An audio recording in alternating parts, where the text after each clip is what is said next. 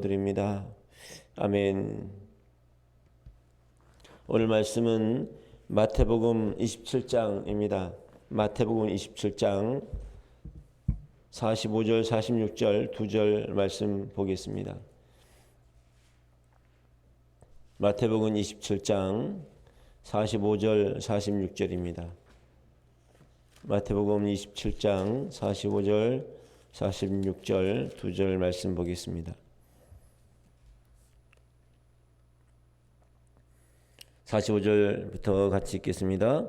제 6시로부터 온 땅에 어둠이 임하여 제 9시까지 계속하더니 제 9시쯤에 예수께서 크게 소리질러 이르시되 엘리 엘리 라마 사막다니 하시니 이는 곧 나의 하나님 어찌하여 나를 버리셨나이까 하는 뜻이라. 아멘. 고난주간 특별 새벽기도에 참여하신 성도님들께 6월절 어린 양 되신 예수 그리스도의 은혜가 충만하시기를 축복합니다. 십자가는 심판이다 라는 제목으로 오늘 말씀 나누기 원합니다. 십자가는 심판이다. 무슨 심판이냐면 대속의 심판입니다. 심판에는 두 종류가 있는데 직접 심판을 받는 직접 심판이 있고 누군가가 그 심판을 대신 받아주는 대속의 심판이 있습니다. 믿지 않는 자는 직접 심판을 받지만 믿는 자는 예수 그리스도로 말미암아 대속의 심판을 받습니다. 주님이 그 심판을 직접 받아주시고 우리는 주 안에서 대속의 심판을 받는 놀라운 자비의 심판이 되겠습니다. 어느 목사님이 목회를 하다가 너무 지쳐서 그래서 만사가 귀찮아지고 그래서 쉴 곳을 찾다가 이제 어떤 분의 소개로 소록도에 있는 교회에 이제 참석하게 됐습니다. 가게 됐습니다. 그래서 소록도 도착한 다음에 소록도에 있는 그 교회가 있어서 마침 예배 드리려고 수요예배 시간이었던 것 같아요. 그래서 이제 가서 이제 예배를 참석을 했는데 이제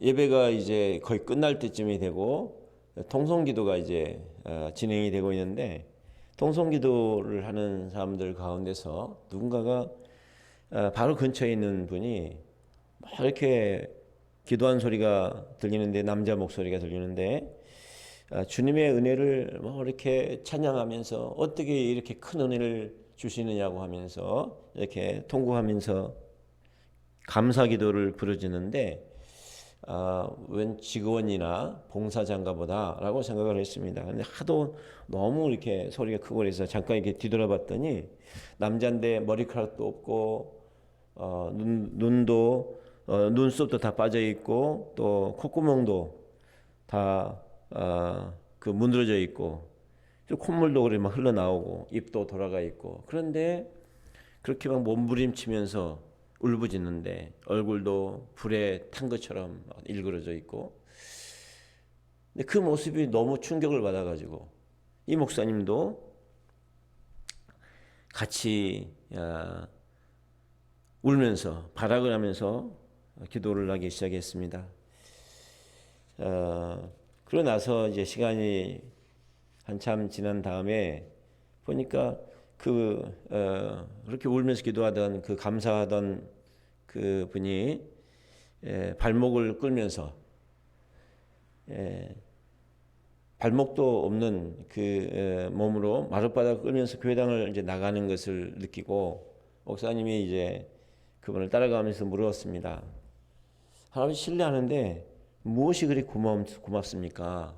라고 질문했더니 고맙고 말고 감사하고 말고 그러면서 내가 묻는 뼈 알았더니 세상이 다 나를 버렸는데 피부치들도 다 나를 버렸는데 그런데 이 소록도까지 나를 따라온 분이 있었다고. 그러면서 그게 누구냐고 할머니였느냐 그랬더니 그게 아니고 예수님이었다라는 것입니다. 그래서 예수님이 얼마나 위대하신 분인가를 충격을 다시 한번 받고 그리고 그날부터 이제 그 노인 분 집에 아주 조그만 집인데 거기 가서 같이 신세를 지면서 일주일 동안 또 그분과 함께 지내면서 예수님을 새롭게 만나는 시간을 가졌다고 합니다. 우리 안에 은혜가 없다면 그것은 예수님 잘못도 아니고 또 어떤 다른 이유가 있어서가 아니라 우리가 그 예수님을 아주 잘 모르기 때문에 그렇다는 사실을 우리는 기억해야 됩니다. 성경은 죄를 비유할 때 감각신경을 죽여버리고 망가뜨리는 문둥병으로 많이 비유를 합니다. 지금은 문둥병을 고칠 수 있지만 성경이 쓰여지던 그 시절, 그때 또 우리나라가 일제시대만 해도 이 문둥병을 못 고쳤습니다. 바로 못 고쳤고요. 그래서 그 치료도 못하고 격리 생활을 했어야 되고 또 격리되더라도 돌아다니면 또 돌을 맞기도 하고 그래서 아주 천형이다, 저주받은 것으로 이렇게 했는데 사람들은 사람 버림받지 않으려고 애를 쓰며 삽니다. 그만큼 버림받는 것이 무섭고 또 하나님께 버림받아 죽을 것 같은 그 죄인의 공포도 또 여기서 나옵니다. 우리는 버림받지 않으려고 애를 쓰고 삽니다. 생명처럼 소중한 것이 관계인데 영적으로 하나님과의 관계를 깨뜨리는 것이 죄입니다. 우리가 하나님을 버리면 모든 좋은 것으로부터 버림을 받습니다. 그러나 하나님을 찾으면 모든 좋은 것이 회복됩니다. 우리에게 필요한 모든 좋은 것이 하나님께 있습니다. 오늘 설교 주제는 십자가는 대속의 심판이다라는 내용입니다. 이스라엘 백성들이 출애굽하던 유월절 날 밤에 애굽 전체가 심판을 받았습니다. 그때 이집트 사람들은 자신이 직접 심판을 받았습니다. 그러나 그렇게 자기가 직접 심판을 받고 다 죽었는데 이스라엘 사람들은 똑같은 죄인이기 때문에 같이 죽을 수밖에 없었습니다. 그리고 죽음의 사자가 동일하게 이스라엘 백성들의 집에도 다 찾아갔었습니다. 그러나 이스라엘 백성들의 집 문에는 어린 양의 피가 발라져 있었기 때문에 그 피를 보고 그리고 죽음의 사자가 그 집을 넘어갔습니다. 그래서 유월절, 유월 했다. 뛰어넘을 유자, 뛰어넘을 월자, 영어로 패스오버 했습니다. 그래서 그날을 유대인들은 기억하고 우리는 영적인 이스라엘은 우리는 영적인 유월절로 이것을 사건을 받아들입니다. 이스라엘 사람들이 어린 양 대신 어린 양이 그들을 대신하게 했던 그 피가 유월절 어린 양으로 오셔서 죽으신 예수 그리스도입니다. 예수님이 실제로 유월절에 돌아가셨죠. 그리고 주님이 오셔서 그 구약의 유월절이 절기가 예수님 안에서 실제로 완성이 되었습니다. 이제는 예수님께서 나의 죄를 뒤집어 쓰시고 내가 되어서 나를 대신하여 이 심판 받아준 메시아라고 그리스도라고 믿기만 하면 우리는 구원을 받습니다. 본문 배경은 예수님께서 십자가에서 하신 말씀 중 7말씀 중 4번째 말씀입니다. 오늘 함께 읽은 말씀은 주님께서 하신 말씀인데 공의로우신 하나님께서 모든 죄인을 심판하십니다. 그 결과는 버림받는 것입니다. 영적으로 버림받으면 하나님의 모든 은혜가 다 끊어집니다. 그런데 이 모든 심판과 버리심을 사랑하는 아들에게 다 쏟아부으시고 그리고 믿는 자를 구원하셨습니다. 첫 번째로 우리가 생각할 것은 예수님이 완전히 버림받으셨다는 것입니다. 예수님께서 완전히 버림받으시고 완전히 저주받으셔서 남김없이 우리가 받을 모든 그 저주와 버림받는 모든 것을 감당하셨다는 것입니다.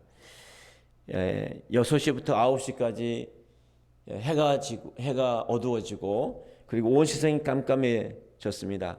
어둠은 죄로 인한 하나님의 심판과 저주의 사망이 실행되는 것을 표현합니다. 이스라엘 백성들이 출애굽할 때 끝까지 이스라엘 백성들을 내보내지 않는 애굽을 심판할 때 그 9번째 심판이 암흑의 재앙이었습니다. 이렇게 주님의 십자가상의 이 4번째 말씀은 시편 22편 1절에 이 말씀을 그대로 성취하는 것입니다. 사실은 주님께서 너무 힘들어서 이렇게 한이 복받쳐서 분노에서 쏟아지는 소리가 아니라 말씀 그대로를 하나하나 예언들을 다 이루시면서 봐라, 내가 바로 그 메시아다라고 알려주고 있는 것입니다. 시편 22편 1절에 보면 내 하나님이여 내 하나님이여 어찌 나를 버리셨나이까 어찌 나를 멀리하여 돕지 아니하시며 내 신음소리를 듣지 아니하시나이까 라는 말씀이 있습니다. 사람들은 이스라엘 백성들은 이 말씀을 메시아가 와서 성취할 말씀으로 이렇게 봤는데 주님이 친히 이 말씀을 이루셨습니다. 버림받는다라고 하는 것은 죄로 인해 완전히 끊어질 우리를 위한 주님의 단 한 번의 끊어지심입니다. 한 번도 끊어져 본 적이 없는 아버지 하나님으로부터 버림받으시는 것은 어떤 육체의 고통보다 더 큰 고통입니다. 주님의 끊어짐은 나의 허물을 위한 완전한 형벌 때문입니다. 형벌이 완전히 시행되었습니다. 시편 53편 8절에 그는 곤욕과 신문을 당하고 끌려갔으나 그 세대 중에 누가 생각하기를 그가 살아있는 자들의 땅에서 끊어짐은 마땅히 형벌받을 내 백성의 허물 때문이라 하였으리요 라고 얘기를 합니다. 사실은 내가 죽어가면서 질렀어야 될 소리를 주님께서 지르고 계십니다. 회개하지 않으면 이렇게 망할 것이다. 그러나 회개하면 지금 나의 죽음이 너를 대신할 너의 죽음이 될 것이다 라고 말씀하시는 겁니다. 예수님의 죽음은 완전한 죽음일 뿐만 아니라 예수님께서는 또 완전히 회복하십니다. 시편 22편 29절에 이런 말씀이 있습니다. 세상의 모든 풍성한 자가 먹고 경배할 것이요 진토 속으로 내려가는 자 곧 자기 영혼을 살리지 못할 자도 다 그 앞에 절하리로다. 진토 속에 내려가는 자, 죽은 자들이 다시 부활할 것을 이 성경이 예언하고 있습니다. 시편 21편에서 1절에서 그렇게 버림받은 자가 그리고 29절에서는 다시 회복되어지고 부활하는 것을 말씀하고 있습니다. 예수 그리스도의 심판이 우리의 심판이듯이 예수 그리스도의 회복이 우리의 회복입니다. 못쓰게 된 집을 대신해서 새 집을 지으려면 이전에 있던 집을 완전히 다 무너뜨려야 됩니다. 그리고 그 기초도 다 파내고 다시 해야 됩니다. 한 문둥이가 성 프란시스에게 찾아와서 하룻밤만 같이 자자고 해달라고 간청을 했습니다. 프란시스는 진물나고 냄새나는 헌대를 우선 씻어주고 같이 저녁 식사를 대접하고 방이 없어서 한 방에 같이 누웠습니다. 그런데 프란시스가 새벽 기도를 마치고 방에 와서 보니까 그 문둥병자는 없어졌고 그 누웠던 자리에서 향기가 나는데 온 방에 가득했습니다. 그리고 예수님의 음성이 들렸습니다. 대접 잘 받고 간다라는 것이었습니다.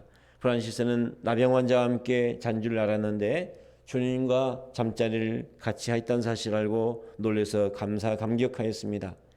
이제는 우리도 그 감사함으로 다른 사람들을 함부로 버리지 말고 섬기는 삶을 사십시다. 사람의 외모나 그 가진 것이나 또 그의 그 소유 또 그의 과거, 현재 또 그의 미래 그것으로 사람을 평가하는 것이 아니라 모든 사람은 다 하나님의 형상대로 지음받은 존귀한 자라는 사실을 우리는 기억해야 되겠습니다. 주님의 임종까지 이제 2일 남았습니다. 그리고 부활하실 날까지는 4일 남았습니다. 걸리기만 하면 버림받았던 옛날 환자들처럼 소망이 전혀 없는 죄인이라는 유죄 판결을 받았던 우리가 대속의 형벌을 받아주신 그 주님으로 인해서 나았고 새 생명을 얻었습니다. 에베소서 5장 2절에 그리스도께서 너희를 사랑하신 것 같이 너희도 사랑 가운데서 행하라. 그는 우리를 위하여 자신을 버리사 향기로운 제물과 희생 제물로 하나님께 드리셨느니라. 이 사랑, 이 생명으로 오늘 하루도 주님께 영광 돌리면서 살아가는 귀한 날 될 수 있기를 바랍니다. 주님 가르쳐 준 기도 드리겠습니다. 하늘에 계신 우리 아버지여, 이름이 거룩히 여김을 받으시오며 나라가 임하시오며 뜻이 하늘에서 이루어진 것 같이 땅에서도 이루어지이다. 오늘 우리에게 일용할 양식을 주시옵고 우리가 우리에게 죄인 자를 사하는 것 같이 우리 죄를 사하여 주시옵고 우리를 시험에 들게 하지 마시옵고 다만 악에서 구하시옵소서. 나라와 권세와 영광이 아버지께 영원히 싸움나이다. 아멘. 찬송가 149장 찬양하겠습니다. 찬송가